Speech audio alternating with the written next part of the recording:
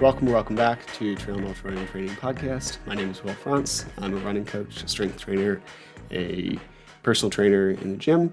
And if you like this information, I'd really appreciate if you hit subscribe or leave a rating or review or whatever helps tell the robots that this information is useful to someone, right?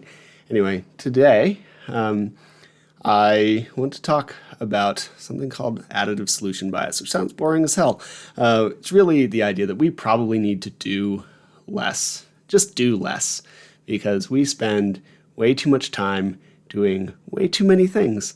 And I think a lot of the time we try to manage stress by doing more shit when we really need to do less shit. So let's look at an idea for sleep, right? If I get bad sleep, we often try to solve the problem of bad sleep with something like eye masks or earbuds or some blackout curtains or a fancy new bed or a topper that goes over your bed that costs like $2,500, which is as much as like a really cheap car.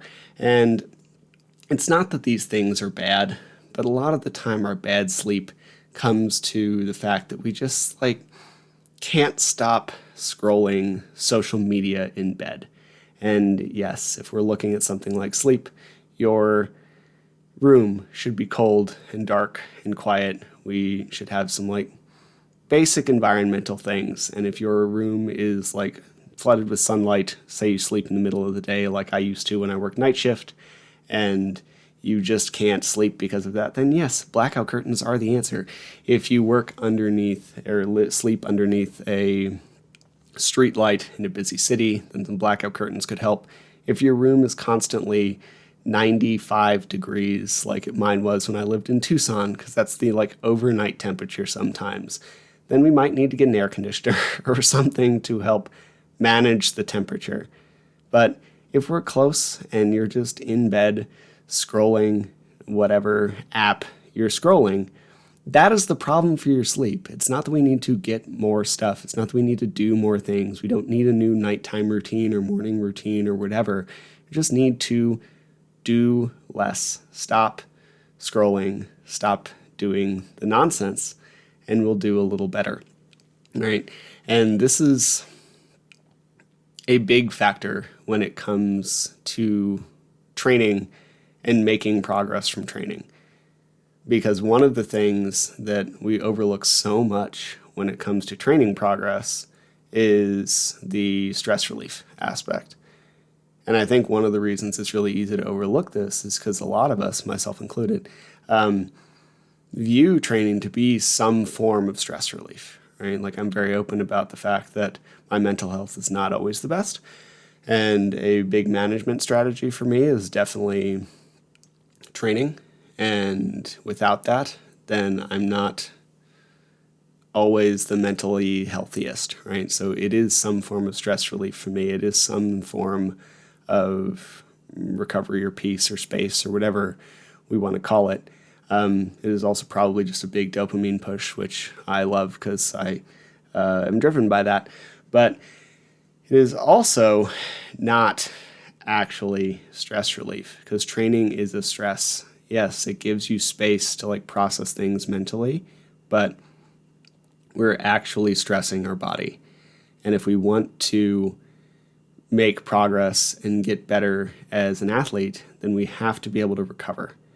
And we can look at this a few ways. For one, a thing I'm really starting to appreciate is just taking 2 to 3 minutes at the end of my training session to try to decompress. I literally sat on the bottom step of the stair stepper for 30 seconds at the end of training yesterday, and it just kind of brought my heart rate down, and it was great. But we can do this many ways, but we should probably take a couple minutes at the end of a training session before we start to integrate back into whatever life is. And even if that means that you have to stop the training session 2 minutes earlier. And I understand this because I often try to fit my training between clients. I will have someone finish at noon, toss my stuff on, do whatever it is, and then go back to helping someone else in an hour or an hour and a half or whatever the schedule may be. And a lot of the time, there isn't a lot of that buffer, right? But instead of being on the stair mill for 30 minutes, maybe I do 28. It's not going to be a different training stimulus, all things considered, but it will give me 2 minutes to actually like decompress and recover and like put myself in a different space before I go back to life.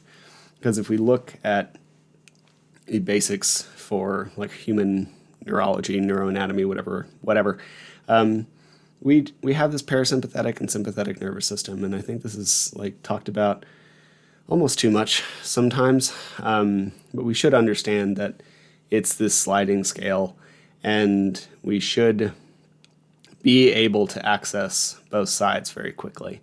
Very good athletes are able to access both sides very quickly. They're able to go from rest to production to rest very quickly. And this is what HRV is often a measure of, right? It's this variance between heartbeats and the ability to switch back and forth between parasympathetic and sympathetic nervous states. And if you are always high strung, if we're always at this like high end level of ready to push, if our job is stressful and our life is stressful and we're taking care of 12 children and we just never ever come below here, if this is baseline, and in order to train, we need to put ourselves in a sympathetic state so we can push, we just have no room to do that. You're already at the ceiling. It's like the conversation we often have about heart rate and VO2 max and breathing. If your VO2 max pins out at like 160 and your lactate threshold is 155, it doesn't matter how much lactate work you do. You need to raise your VO2 max, right? Same idea here. If you're constantly always stressed out from job and life and whatever and can't swing the other direction, then we just have no place to move. So we can't do a lot of hard training because you don't have the access to that space because you're already in that space.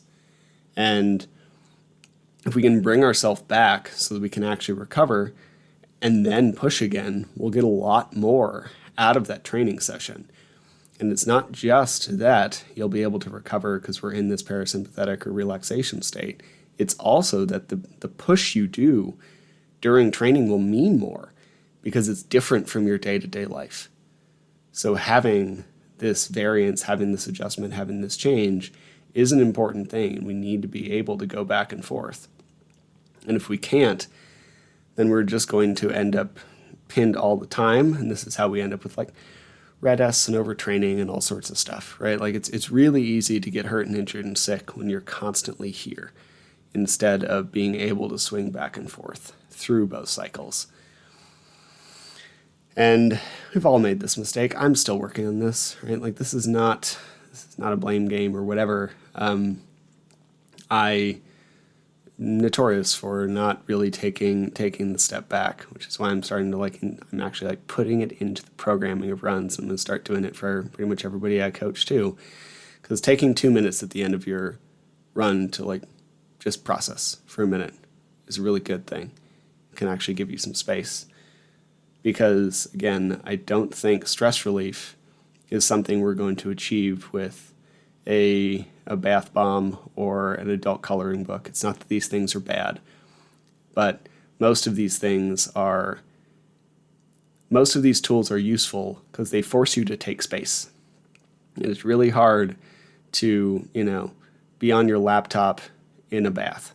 It's very hard to be actively doing work. I'm sure somebody does it on a Zoom meeting all the time, but it's really hard to be actively doing work and doing some kind of coloring thing. Video games can be somewhat recovery because they actually force you to take space, right? We need to have something that doesn't necessarily support our work or push us into this training space and allows us to step back and recover. And almost always, the real answer is just do less, right? There's all the modalities and all the tools and all the things in the world, and we can spend all the money on them we want to, but the real answer is to just do less. And monks have proven this for so many years, thousands, millennia, like a very long time, where if we just take a minute, breathe, we'll probably be happier. And if we can take a minute and breathe, we'll also probably be better athletes because we'll feel better and we'll recover better. And the push that we do during training will actually mean something more. So all of this to say, yes, a lot of our natural instinct is to push harder and buy more and add things and solve problems by putting something else on the pile, when a lot of the time the actual solution is to take something away. That's all I have for today. Simple note one is I recently appeared on the Buckle Up podcast with Brian Vicente and Simon, and they were really generous to have me. And if you are listening and watching, then I would really appreciate you go check it out. It was a great talk about strength training, and not that you haven't, heard me talk forever about strength training anyway, but it's a worthwhile listen. So go check that out, and otherwise hope you have a great day and go have fun on the trails. Thank you again for listening to the Trail and Ultra Running Training Podcast. I can't tell you how much I appreciate it. Just a reminder, nothing you hear on this podcast is medical advice, and you should always speak with a medical professional before making changes to your training or your nutrition. If you enjoyed the podcast or found it helpful, please leave a rating or review. It tells the algorithm robots that people like it, and that means more people will hear it. Or even better, just share it with someone who you think would benefit. If you prefer a video version, head to the Trail and Ultra Running Training Group on Facebook, or check out the Mountain Goat Endurance Coaching YouTube channel. Thank you again, and I hope you have a great next run.